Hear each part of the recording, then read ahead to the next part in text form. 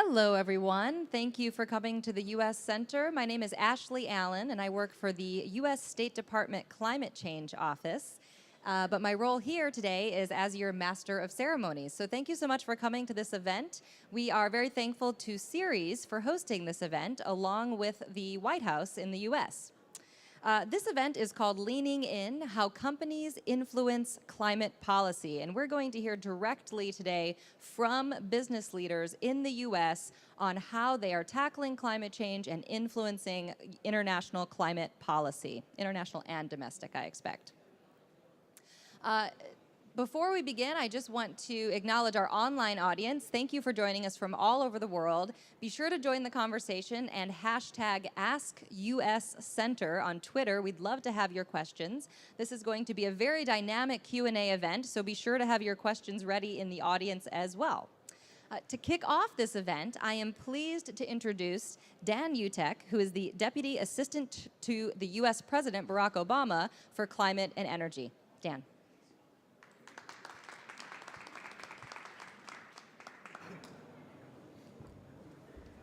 Thank you, Ashley, and thank you for the opportunity to be here. I think this is a terrific event. I think we all understand that we face a very significant challenge in the form of climate change. For those of you here in the room, I commend to you the display we have here at the U.S. Center, the globe, which throughout the day has a really stunning and graphic illustration of some of the trends we're seeing in climate change around the globe, on oceans, on the atmosphere. And it's visually arresting, and I think also really dramatically underscores the nature of the challenge that we have. So the president has made climate change a very top priority of his, and I've been working for him on trying to move our domestic agenda forward. We've been taking decisive steps at home in the U.S., along with international partners, including releasing earlier this year the Clean Power Plan. That's the largest step the U.S. has ever taken to combat climate change. That will reduce emissions from the power sector, our biggest source of greenhouse gas emissions, 32% by 2030. And so that action, coupled with doubling fuel economy standards for vehicles, establishing the first ever fuel economy standards for medium and heavy duty trucks, developing and implementing a strategy to reduce methane emissions, just a few of the many steps we're taking to drive innovation and progress in reducing emissions in the U.S. And I want to thank Ceres and its coalition members for supporting us in that agenda and many of those specific actions that we're taking. I think that the title of our panel today really underscores what I think is a hugely important set of commitments and activities that have occurred in the run-up to Paris, something that Ceres has been at the heart of for years, which is bringing corporate leadership to bear on the climate problem. And so just over the last few months, 154 countries signed the American Business Act on Climate Pledge. That's a pledge for a strong outcome here in Paris, paired with commitments that companies are taking to reduce their emissions and move to more sustainable practices. Those companies represent more than $4.2 trillion in annual revenue, have operations in all 50 U.S. states, and employ nearly 11 million people. And so I think what we've seen in the U.S., and I think what we're seeing around the world, is that when you combine policies like those that I described, put frameworks in place, you'll see that companies are stepping forward and they'll take leadership, and that we can work to solve this problem. So just since the president took office, the generation of electricity from wind power has more than tripled in the U.S. The generation of electricity from solar power has increased by more than 30-fold since 2008. So dramatic progress in some areas. Corporate leadership is a huge, huge part of that. And just this past Sunday, President Obama joined with other world leaders in announcing mission innovation to dramatically accelerate global clean energy innovation to address climate change. 20 countries representing more than 80% of the world's current R&D investment are committing to double their respective investment over the next 5 years. And alongside that, as I said, we have strong commitment from the companies represented here on the panel. And so I think what we're seeing is huge momentum from corporate leaders around the world to sustainability. And I just commend this panel, and I commend the work of Ceres in the run-up to Paris and for many years to encourage this kind of activity. So with that, I'll turn it back to Ashley. Thank you very much.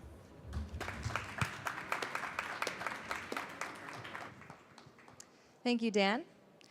Now I'd like to turn it over to our moderator for the event and probably the person responsible for making sure that this event happened and that these companies got here today. I'd like to introduce Mindy Lubber, who is the president of Ceres. Ceres is a nonprofit organization mobilizing business leadership on climate change and other global issues. She directs Ceres Investor Network on climate risk and also coordinates Ceres Business for Innovative Climate and Energy Policy, BICEP Coalition. Mindy.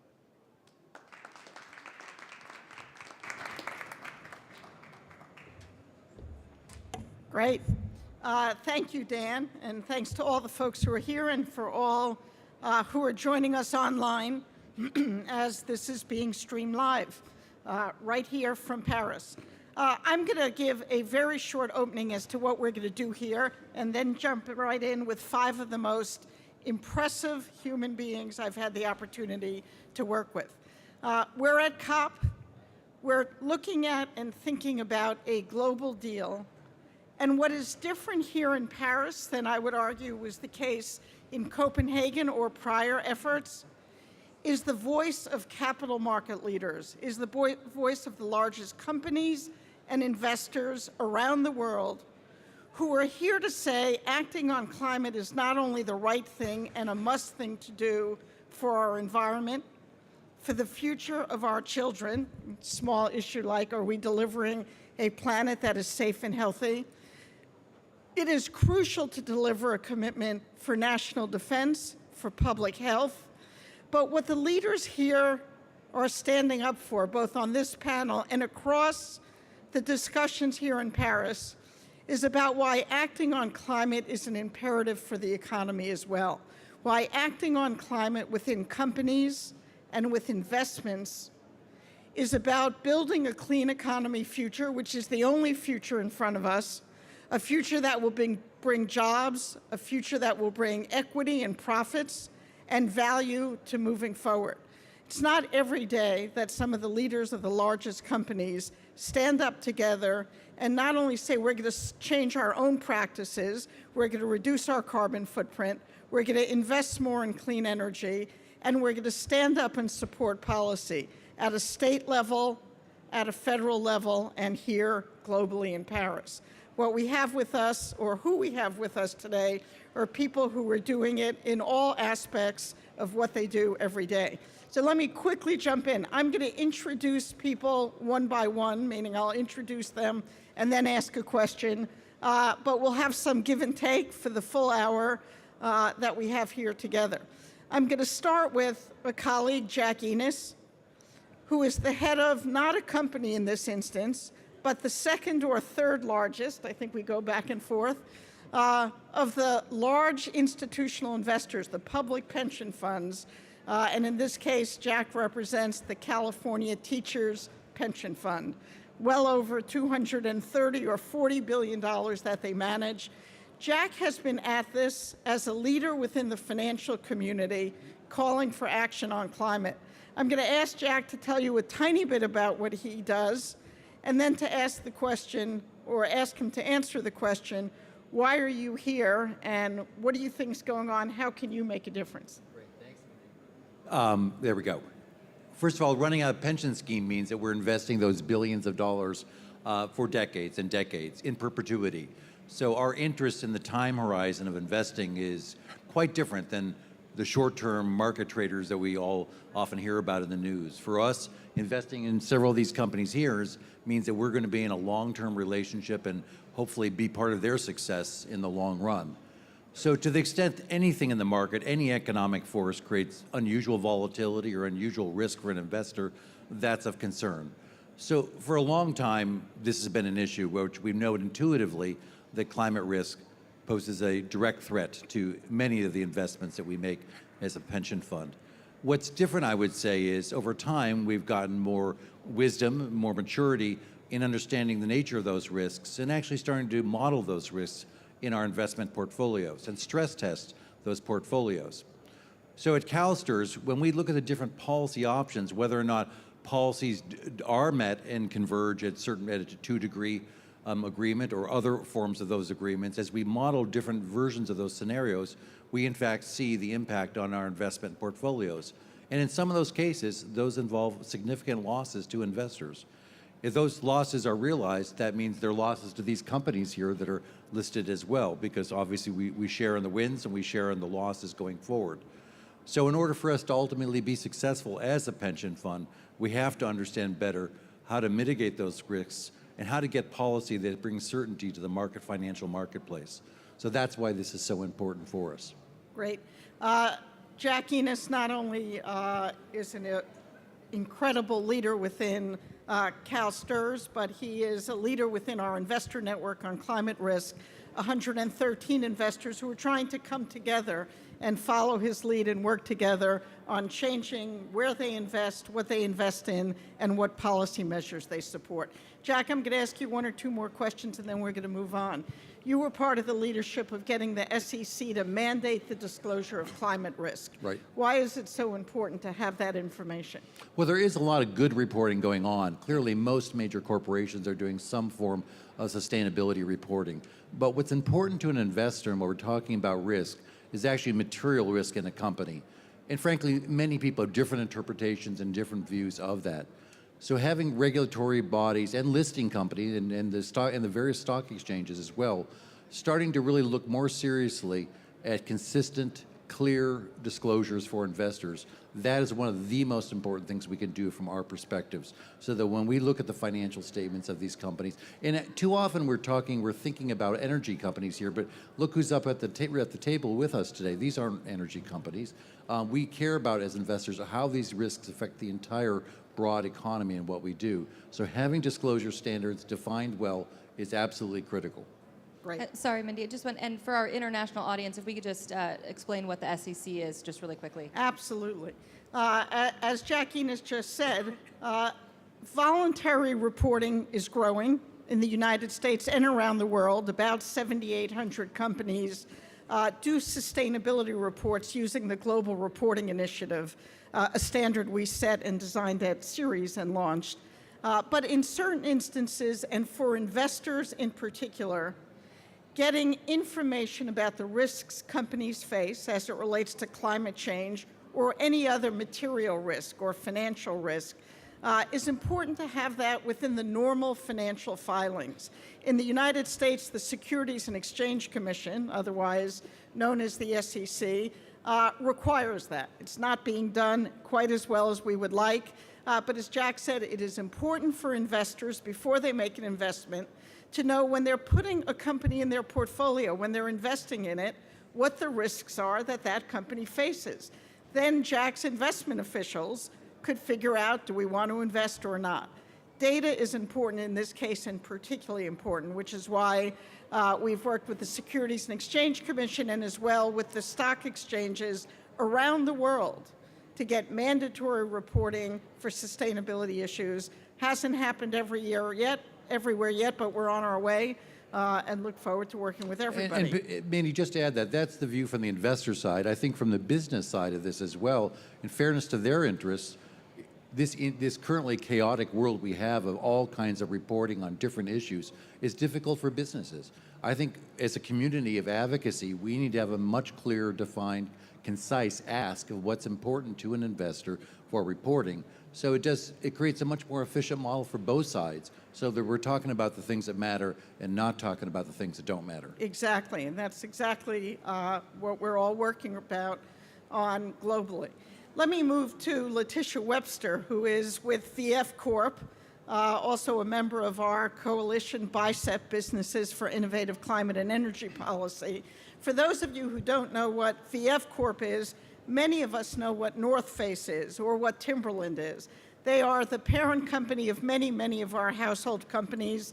We all purchase their products all over the world. Letitia, it's great to be here.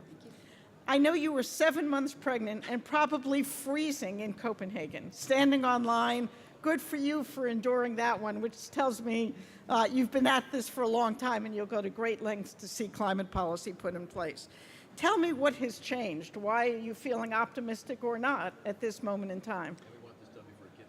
Right, yeah, exactly.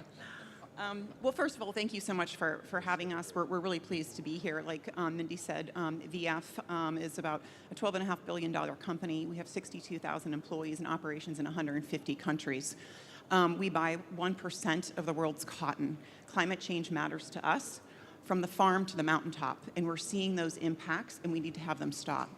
So I am very serious, as is VF, about how we can get strong policy to help mitigate and adapt to these issues. So the things I think that are different here from Copenhagen is how the U.S. leadership has really invoked the businesses in this conversation, and really the change of approach, I think, from this top-down UN approach to more of a bottoms-up approach, where the countries could actually develop goals that were meaningful to them. And then the leadership, and the U.S. leadership specifically, really has worked hard at reaching out to businesses to get their input. And I think that's one of the most important changes. I also think that, there is just such a huge push from businesses. They feel engaged. They feel that the policymakers and the delegates want to hear from them.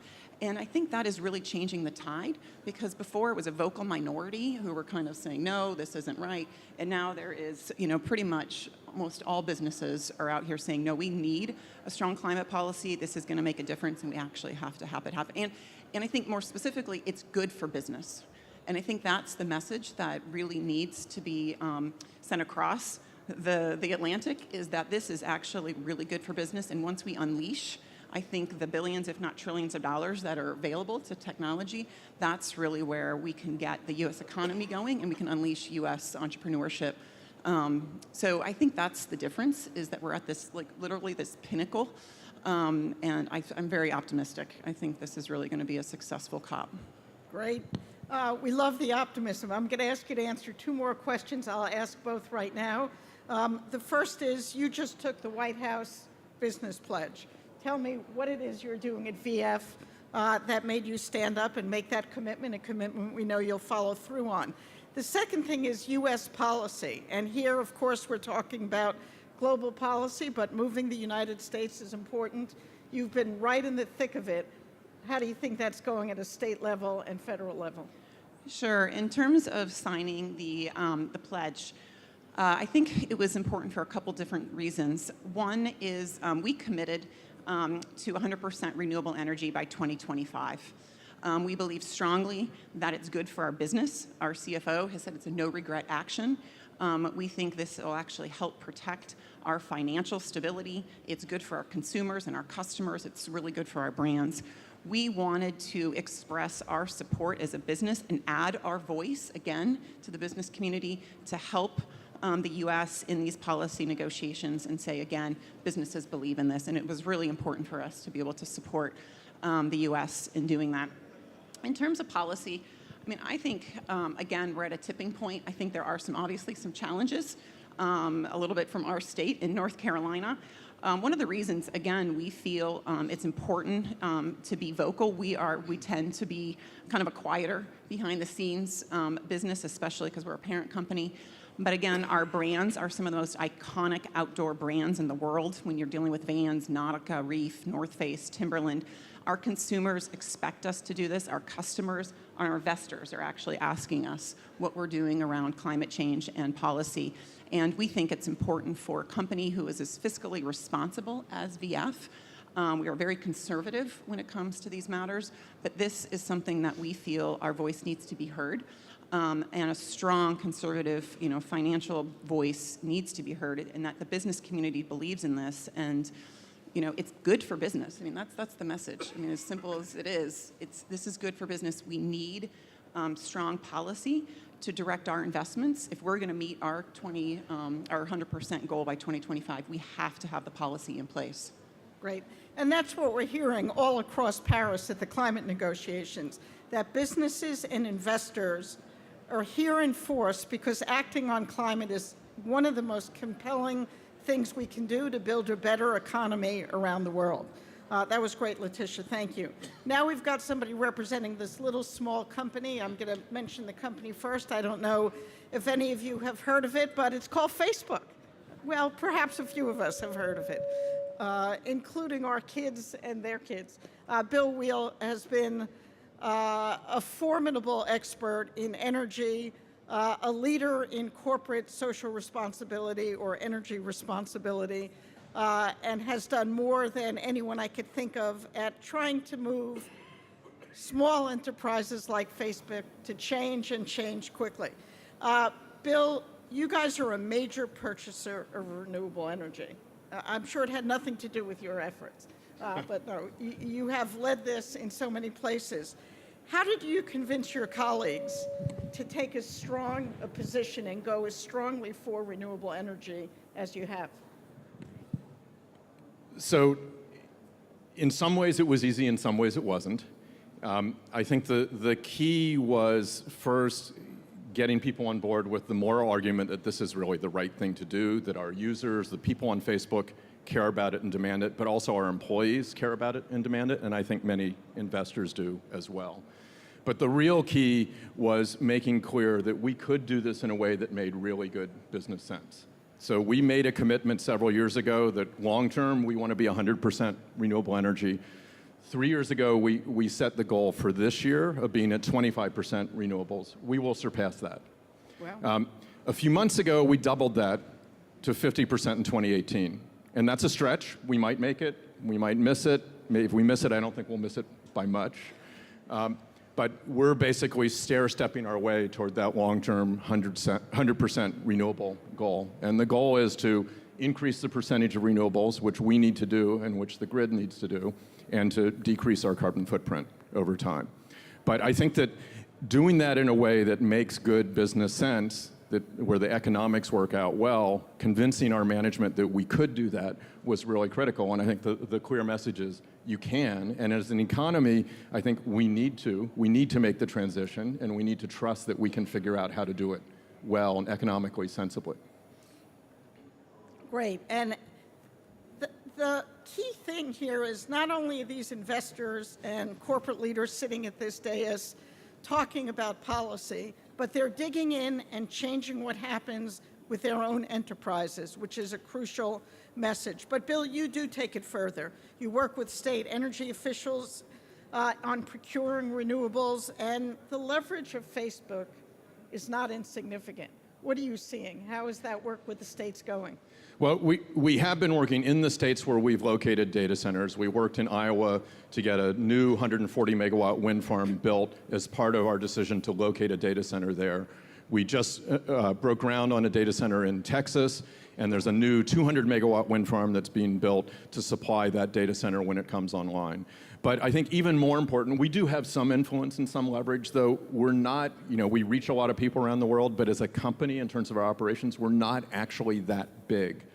But collectively, us and Mars and VF and others have enormous influence and enormous leverage as a collective body of purchasers. And one of the things that I think is most interesting and most promising over the last few years that has come up is a number of us, I think they're now 44 companies have signed what's called the Corporate Renewable Energy Buyers Principles.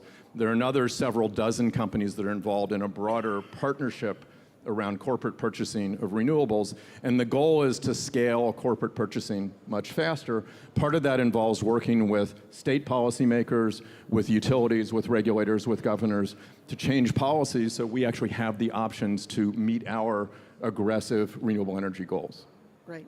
And great message. I mean, there's no question working collectively and collaboratively makes sense, whether it's 30 or 40 companies purchasing renewable energy. To my left is a banner looking at well over 100 companies. They put their names in the Wall Street Journal talking about acting on climate and stepping up and moving the climate debate further. And think about this. If 10% of our Fortune 500 companies over the next 5 years commits to 100% renewable, we're jump-starting that industry and pushing it forward in ways that nobody expected. And if we have policy changes coming out of Paris the impact of that could be tenfold, as Bill was talking about. So much to do, and all of it about the opportunity of addressing climate change.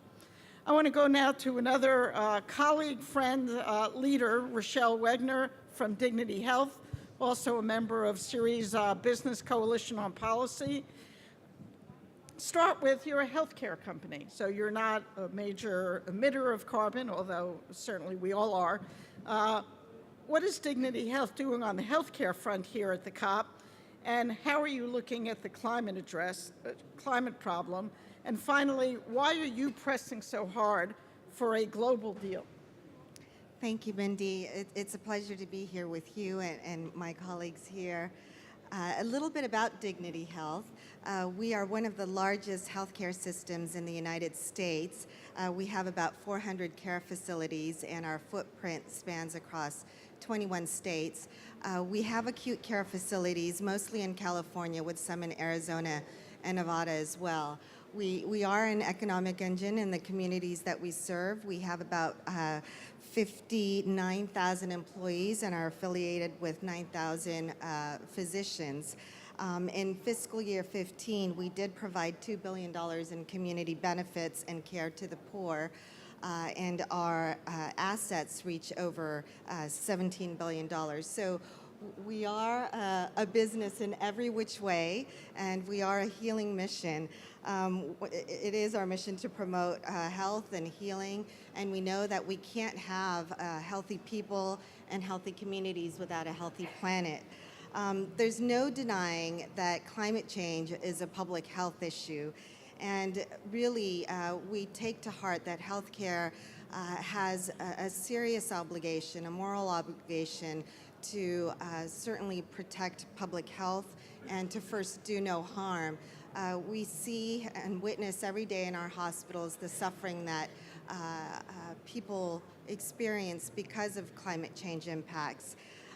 We are well aware of the direct and indirect impacts of climate change to health, and we certainly are seeing how climate change is exacerbating the social and economic determinants of health, such as clean air, safe drinking water, sufficient food, secure shelter, and I would add uninterrupted employment to this list. And we just know that these projections are going to get worse over time.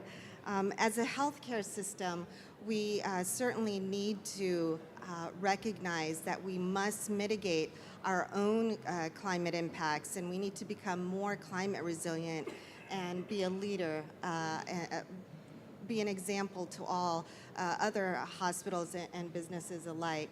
This is an important issue to us, not only because we understand the health and the business nexus to this, but because our very own healthcare system, the sustainability of our healthcare system depends on us acting on climate change. We are in the midst of healthcare reform, and we are very challenged to bring down costs, elevate quality of care, and to also improve population health.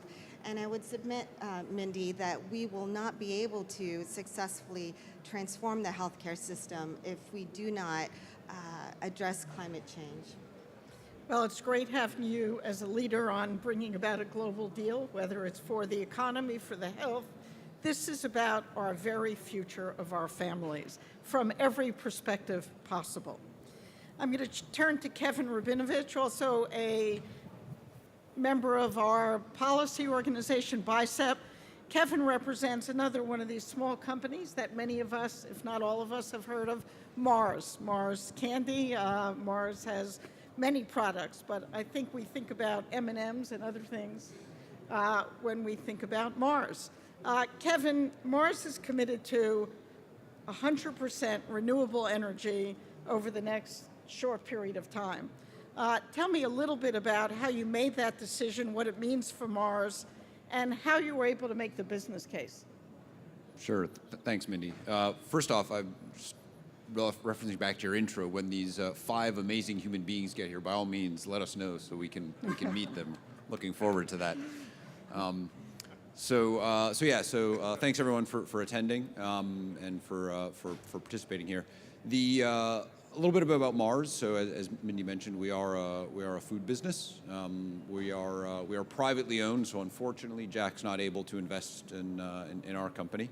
We're a little over 33 billion in sales. We're all over the world. We have 140 factories, 75,000 associates. Very very large scale business.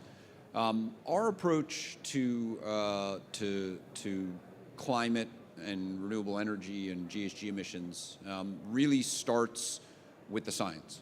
So the approach that we took was when we began looking at this first in 2007, we said, what is climate science, which is, after all, the reason we're having discussion about this in the first place, is because a lot of good science has been done about the impacts of climate change. What does climate science say would be necessary to avoid some of the undesirable consequences that some of the others have talked about? And conveniently enough, the signal is pretty clear. Back then the number was 80% by 2050. More recent versions of the IPCC's publications have some slightly different numbers. But we looked at that number and we took that number as a provocation in our strategy and target setting process. So we didn't just say, well, that's what the scientist said has to happen, so therefore that's the target, end of story, off we go. We took it as provocation into our strategy setting process and said, what would it take? Could we? If that's what we have to do, if that's what we have to deliver, what do we have to do to get there? And that led us to developing a strategy for our own direct operations, which is about 100% reduction in our emissions by 2040. So that's not just electricity, that's electrical and thermal, all of our direct operations. And the reason we were able to get to that as a target is we realized that the things that we had done, working on efficiency, which is something we'd done for a long time, that doing more of that was good, but it was never going to get to where the science said you needed to get to. So we said we need to do something else, and something else ended up being renewable energy. And as we started digging into it, we realized that there were real opportunities to do renewable energy at scale, and that we could actually then talk about getting to 100% reduction for our direct operations. So the provocation of the science actually led us to new strategies, which then made what seemed like an impossible target possible, because we identified that that's what we want to go after. If we had started talking just about feasibility, we never would have been able to make that commitment. We never would have launched a renewable energy strategy. So I think that idea of start with the science and use it, not as something that's frightening and intimidating, but as a provocation and a prompt to drive innovation, is a really powerful approach that we've found that we think is replicable by others. I think one of the things that I think business can offer to the policymaking dialogue is two things. So one is that approach, that idea, and then I think another one is recognition that we are finding ways to solve these problems by tackling them as business problems. And I think that should provide a level of comfort and confidence to policymakers that there are ways to solve these problems, and there are people and businesses and entities motivated to try and solve these problems. And there's a role that policymakers can play in helping support that. Well, Kevin, it's exactly what we're hearing, but it's your leadership and those of people up here who have said time and time again, addressing climate is about building an economy that will last, that will survive, that will be about jobs, and be about strength in our economy. And you couldn't have made the case better. I'm going to put Jack on the spot because you said he couldn't invest in you. Jack, buy some of those M&Ms. You could personally invest if your portfolios aren't full of our privately held company up here, Mars. Yeah, by all means, there's ways to support us, There other you than go. investing. We're going to call it investing in you, and no doubt many of us have. Let's open it up to the floor, see if we've got some questions. Okay. Should we take a couple at once? That would be best. That'd be good? Let's take Okay. 2 or 3 at Let's once. take one here and one there. Justin Catanoso of mangabay.com. I'd like to direct this question to Jack. So you talked about efficiencies, you talked about lots of things you're doing, and you didn't give a lot of concrete examples. And I'd like to hear some concrete examples of what you guys are doing to get to 100%. beyond solar.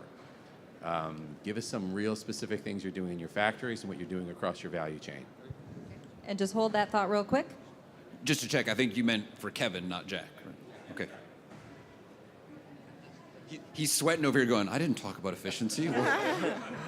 Although he's doing a lot on efficiency, Jack. Hi, thank you, Sirius, for putting on a great panel. Mike Green from the Climate Action Business Association up in Boston. My question is kind of contextualized in national policy, but totally relates to what's happening here. Since the Obama's first election, we've seen this explosion of sustainable business groups across our country and businesses pledging to take action. At the same time, we've seen more Republicans get elected into public positions and are all standing there saying, we're representing business. So what's happening here? Because it's definitely playing a strong role in how the U.S. is acting on in the climate talks here. Okay, we're going to start with Kevin, who's going to answer the question about energy efficiency and other specifics, and then we'll come back to politics. We'll try and keep it at small p politics, but we'll take it on nevertheless. I'll be glad to answer that one after this. Great. So thanks for the question. Yeah, so the lack of specificity in my initial answer was more to keep myself to time, but now you've given me some extra time with the microphone, so thank you. So we have, as I mentioned, manufacturing operations all over the world, and a lot of those factories are doing similar things to other factories in other parts of the world. So one of the things that our policy on trying to get to zero emissions has driven is a lot more intentionality and a lot more focus on energy and on energy efficiency. We are not an especially energy intensive business. Energy makes up a relatively small part of our profit and loss statement. So consequently, it doesn't get, or historically hasn't gotten as much attention as some of the other bigger hitters from a financial perspective. But this becomes an extra reason to focus on it, and sort of like anything else you work on, the more you focus, the more you see. So we found a lot of opportunities, particularly around our utilities. So more efficient ways to make steam, ways to recover waste energy from processes, ways to take the waste heat from an air compressor and use it to preheat the water that's going into the boiler. Getting very technical, but there's a lot of things there where there's a lot of opportunities. Probably the most interesting thing around efficiency that we've seen is the motivating power of a climate-based target and using that as the starting point for discussion about energy efficiency. If your discussion about energy efficiency is, we need to save $100,000, and you get a bunch of people from the factory together in the room and say, right, our job today is brainstorm ways to find, to save $100,000. People care, they're excited, they're motivated because they work for the business, and if the business does well, they do well. But there's one level of engagement when they walk out in the factory and look for uninsulated pipes and things when they're trying to save money.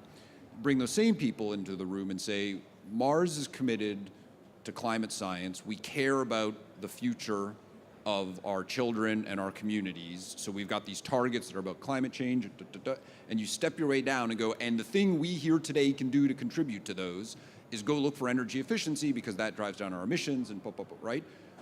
People knock the doors off the conference room on their way out into the factory because they're so excited. They're still going and looking at the same things, but the level of motivation is much higher, and consequently they find things that they wouldn't have found otherwise. A little bit of specifics on the renewables. So the biggest thing we've done is we signed a 20-year deal for a 200 megawatt wind farm in Texas in the US. And the only reason it was 200 megawatts is that's what we needed to cover 100% of our electrical usage in the US. If we had more factories in the US, it would have been a 300 megawatt. If we had less factories, it'd be 100 megawatt. So we sometimes get sort of megawatt envy talking to people like Facebook who, 200 here and 150 there. And, but yeah, so that's what we did because that was 100% of our electricity in the US. We're now hard at work on the next several countries where we will do something similar. We also have a lot of on-site smaller projects, but that's the big rock. Great. I'm going to reinterpret the other question and ask several of our panelists to speak to it. The interpretation that I'm going to take, just to remind people, since it was 3 minutes ago, is that there seems to be in parts of the world and in the United States at the moment that blue states or democratic states support climate change and red states don't, or environmentalists do, or businesses don't. And that message appears to be changing. We've got business leaders from every part of the world, financial leaders, who are looking at climate as one of the most positive drivers of the economy. And is that message getting through to our policymakers? What are you thinking, seeing? Jack, we'll start with you. I was going to answer the energy efficiency question too. Can I do that for 1 minute? Go for it. I was going to do both those. I just want to mention, because from an investor standpoint, energy efficiency is that low-hanging fruit. And for the last 3 years, that's been actually our signature engagement effort at CalSTRS. This year, we put together a collaborative effort with ClimateWorks of Australia to actually scrub our portfolio and go through and identify those companies in 5 industry sectors that have the greatest opportunity for improvement. And through that process, we've really tagged those companies that will be on our focus list, the ones we will work closest to, that we're invested in, with significant investments to work on energy efficiency. So what I like is what's changed in the dialogue is from broad generalizations about these are important things, these are things you need to do, to really detailed metrics we have around these things that identify which companies in the portfolio will yield the most opportunity for us as investments. So that's a wonderful area to focus on. On the policy issue, I was going to answer a little bit differently, and just that, again, I want to point out again that from an investor standpoint, this has to be a win-win alignment with the companies we invest in. And to the extent that, obviously you've got some very progressive individuals on this panel, and you can see by the richness of the dialogue that led them to these actions in their companies, that they're having that dialogue at the highest levels of their corporations.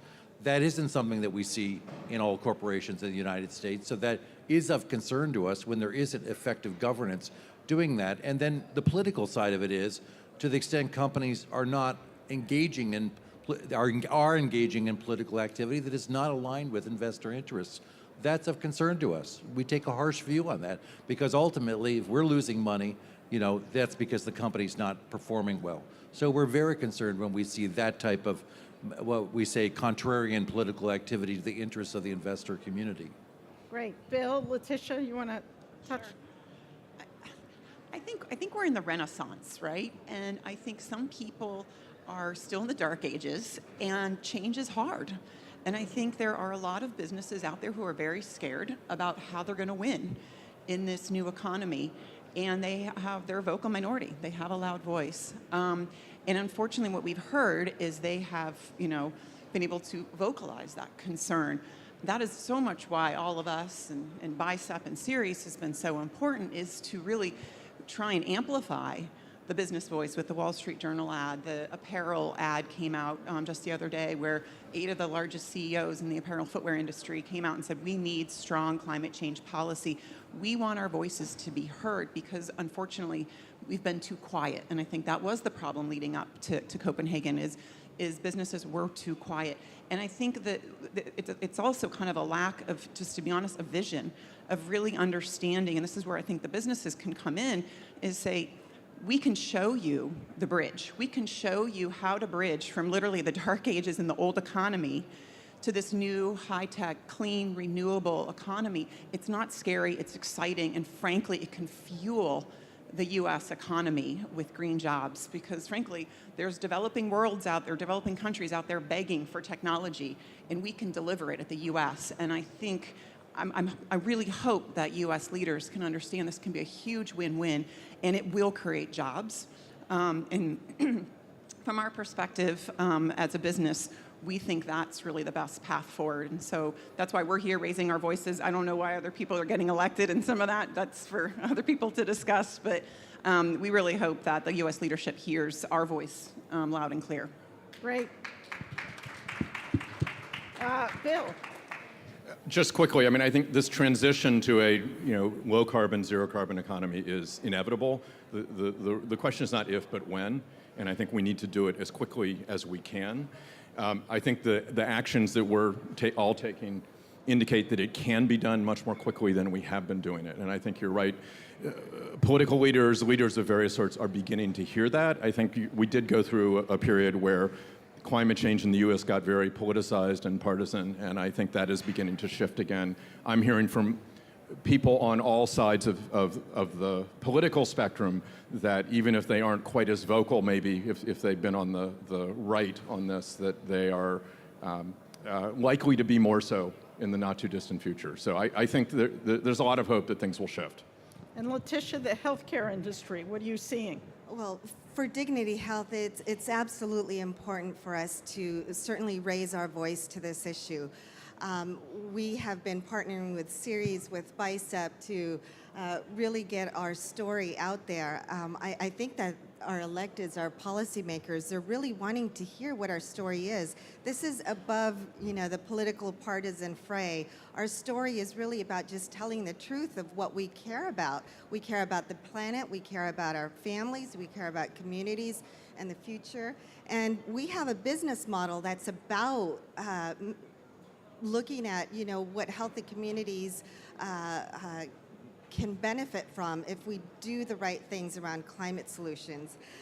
For us, we have been so focused on how to address our climate change concerns through investments, Mindy.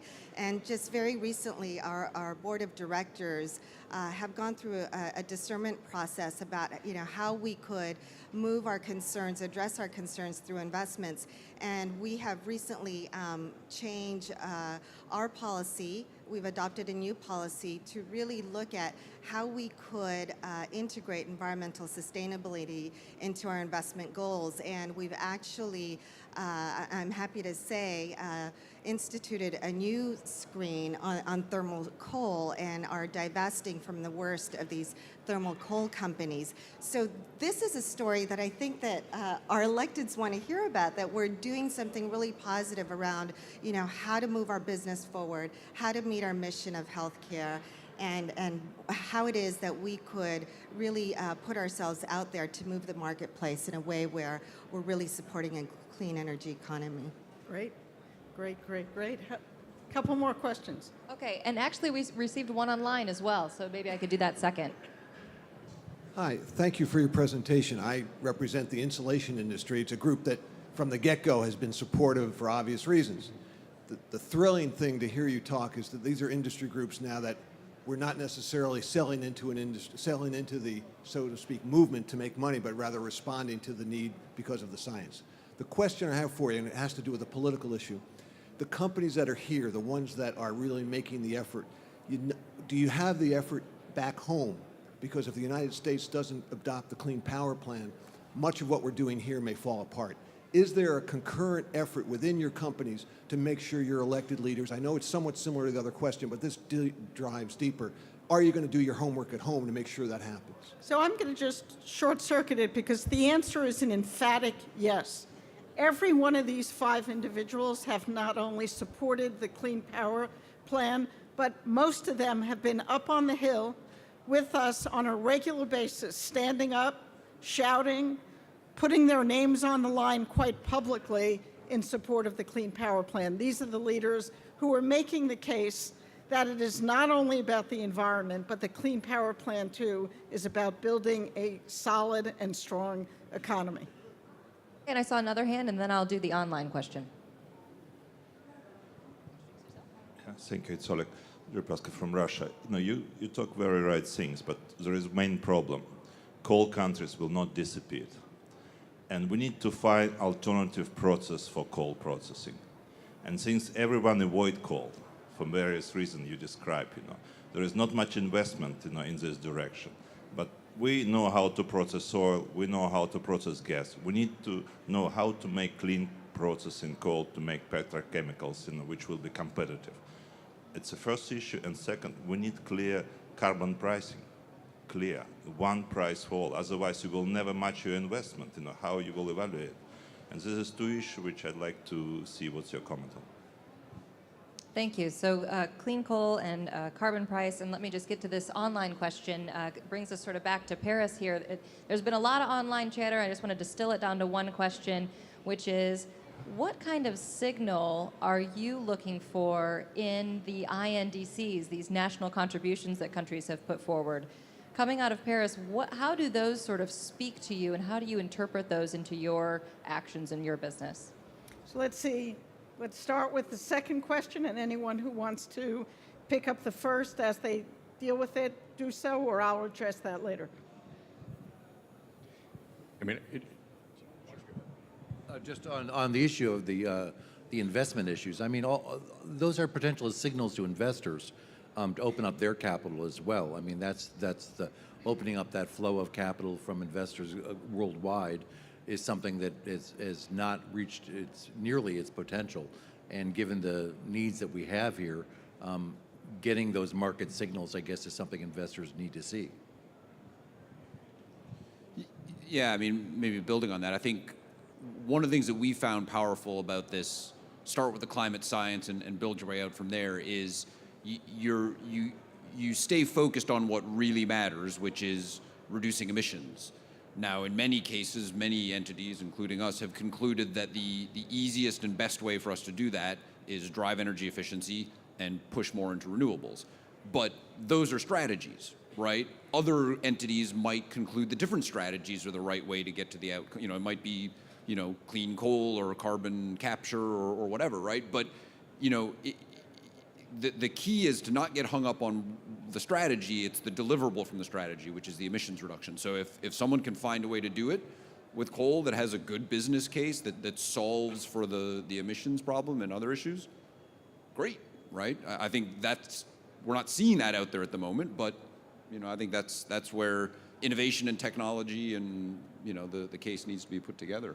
In terms of the national contributions, I think you know our interest. So one of the great things about this narrative around, you know, our targets start with climate science and roll from there is it makes it very easy to explain why your targets are what they are. The problem is you're then left with sort of this monkey on your back of if everyone else isn't also chasing climate science, we still have to deal with all the consequences, right? You know, Mars is not big enough that if we get our house in order, it's all okay. So we have an obligation and a desire to see everyone else chasing targets that are consistent with the science. So that's what we're looking for from national contributions. You know, if everyone can't get there in one go, you know, that's not great, but maybe it's okay for now. You know, but that's where we want to see things moving to in the long run. Well, to the extent private capital supplements that, I think that's the issue. Well, and there's also an element of, you know, so when we do a project in the U.S. that reduces our electricity emissions in the U.S. to zero, that contributes to the U.S.'s GHG emissions target and makes it that much easier to achieve the national goals, right? So there's a synergy between the two. So. Great. Any of our other colleagues, go for it. I would just say, in terms of the INDCs, the most important piece of this is the Clean Power Plan, like we spoke about. And you know, in the U.S., we have hundreds and hundreds of facilities, retail stores and offices that are in shopping malls, that are in, you know, office buildings. We can't just go put a solar panel system, and we can't even really do PPAs. It's tough. You can do virtual and there are other mechanisms, but we need actually the power companies to actually reduce their emissions if we're going to get to 100% renewable energy. We can't do this alone. And so with the nationally determined goals, it really does help us understand, especially with the Clean Power Plan, how that's going to start happening, and we can start focusing in on states where we have operations, understand what policy is happening there, and we can start investing and we can start relying on that state, especially as well as internationally. We can understand we have huge operations in Mexico, across Asia, throughout Europe. We need to understand what those countries are doing to meet those goals, and then that helps direct us in terms of what activities we're going to specifically do in those countries where we have manufacturing or distribution centers or offices. So incredibly important. Right. Yeah, and I would just say, I mean, we have made access to clean energy a key criterion when we site facilities. So the choices that countries are making, the choices that states in the U.S. are making, the policies that are there that enable choices on our part to actually then meet our goals, whether that's through direct purchases by us or it's through what's happening on the grid as a whole. That's really important. So that's a signal, I think, to us in terms of where are we going to invest over time. In terms of the point about we need to deal with coal and all sorts of other things that people aren't just going to stop using it overnight, which I think is almost certainly true. There are some things, technologies we have today, solar, wind, others that we can deploy today and we could be deploying much faster. The technologies are there, the cost is such that it makes economic sense in more and more places. We need to deploy what we've got. ways in which we use energy today where those technologies may not be enough in and of themselves, and we need innovation. And that's one of the reasons why you've seen efforts by the US government and others in the past to innovate. It's one of the reasons why Bill Gates and Mark Zuckerberg and others announced a couple days ago a new innovation fund to really fund early stage R&D. We need that, and we need the deployment. We need to deploy what we've got, but we also need to innovate so that in 10 years or 20 years, we've got the solutions for the last 20% or 30% of emissions that we haven't gotten rid of yet. In terms of the INDCs, we are completely ecstatic about the pre-submissions of the INDCs. This is definitely a different COP. It is one where we are seeing so many countries get on the bus. We're looking at a transparent and accountable process here, and it's really nice to be able to see what the bottom-up pledges are, and we are looking forward to seeing how we can meet what the under 2 degrees Celsius goal might be going forward by the various countries that are participating. We certainly would want to work as hard as we can to go back home to make sure that the Green Climate Fund is, that we keep our commitment and that the U.S. maintains its global leadership in that area. Great. Let's take one more question and then we'll offer some closing thoughts. No one ever wants to be the last question. I know that a few of you probably have them burning in your minds. Who's going to be the brave one? Well, we've got a lot of smart people who are willing to provide their closing thoughts. Why don't we move into that? We are at COP. We are in Paris. It is crucial that we come out with a deal. I think everybody here is feeling optimistic, positive. Our investors and companies are telling you they need certainty. They eventually want to see a price on carbon, but they need a policy that allows us to know we could jumpstart the clean energy economy and move forward. The 5 voices here are not only depending on that kind of policy, but making it happen, here to push, here to articulate the economic case. Some final thoughts on what you think is going to happen and where you want to see us go coming out of Paris as well. We'll start at this end. What is happening today and in these next days is a big deal. I've never felt so electrified working on climate change issues more than any other time than now. Healthcare certainly has a distinct voice in this debate. I welcome my other healthcare colleagues to step up to the plate and to really make the business case around health and healing, because at the end of the day, this is about you and me and our children and the future of this planet. And I think that we have so much to offer in terms of how to do business right, how to put our money where our mouth is in terms of how to support our climate goals. We're here to be a part of the solution, and I'm just so heartened by all of my colleagues and all of the businesses and companies that are here today to stand up to climate change and to say no more of inaction. And we're just so happy to be here. Great. I would echo, we're really thrilled to be here. This is actually my first COP, so I can't from direct experience talk about how it compares to previous ones, but I am very hopeful. I think the momentum that is building in the business sector, as well as in terms of commitments by countries and so on, is extraordinary. The number of companies who have stood up and not just said, we want to see a deal, but we want to see a deal and we're acting, and here's how this is affecting our actions today and our business in the future, I think is an enormous change from what's happened in the past. And I think the commitments we've already seen from countries make pretty clear, whatever the final form of the deal is, it will represent progress. And I think Kevin said this, that we shouldn't expect to come up with a deal that solves the problem. The technologies will keep changing, the markets will change. What we need to do is make significant progress and then look at it and see where we are and make more progress. And I think it is quite clear, whatever the result is in a week and a half, that it will represent real progress.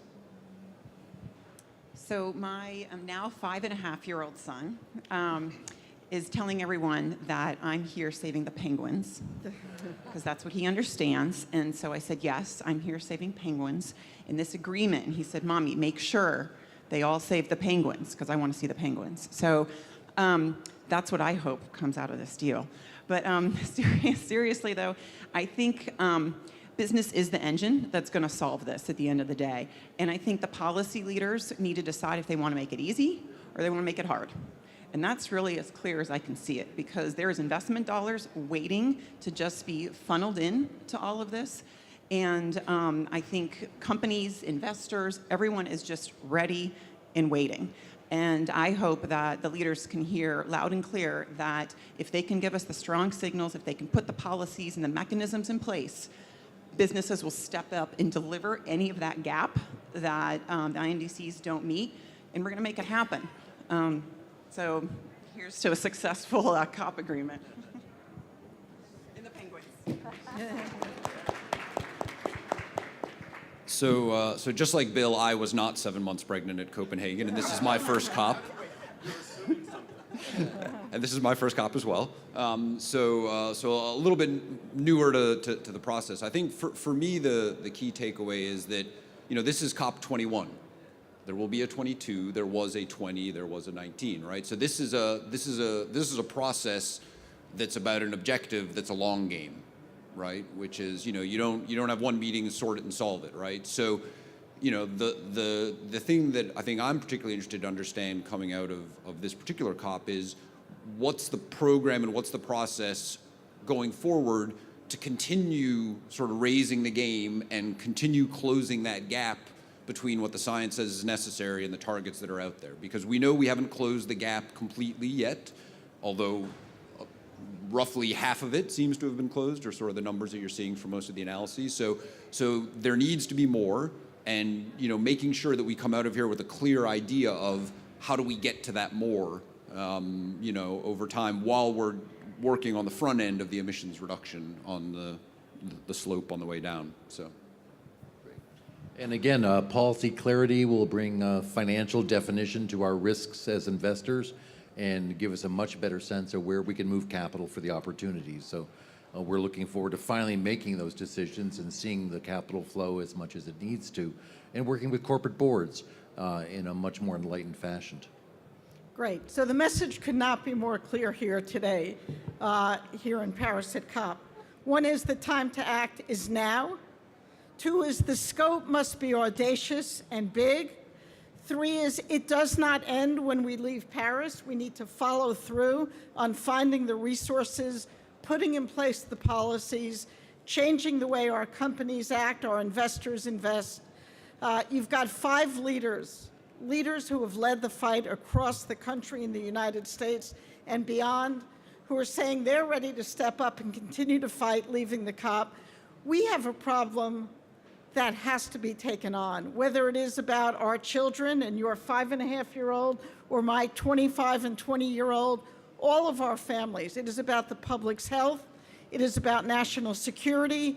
It is about our environment, and it is about the kind of economy we're willing to build and the world we're leaving for our children. To all 5 leaders up here, they are acting, they are doing, they are making change, and they are bringing a message of hope. I see nothing but progress going on and success coming out of Paris. Thank you all. And thank you to Mindy for leading this event and to Ceres for hosting it. Thank you. Thank you all so much. Thank you all for joining us and participating in this event. At 3:45 today, we'll have another group of business leaders, and we'll learn more specifically about the White House American Business Act on Climate Pledge. So please come back at 3:45 for another group of business leaders to talk about that pledge. And in just a few minutes at 2:30, over to my left in our tech corner, we'll have a demonstration of how NREL, the National Renewable Energy Lab, is mapping wind resources throughout the world. So they're going to demonstrate a new tool they have to map wind resources throughout the world. Also join us for NASA Hyperwall and Science on a Sphere throughout the day. Thank you.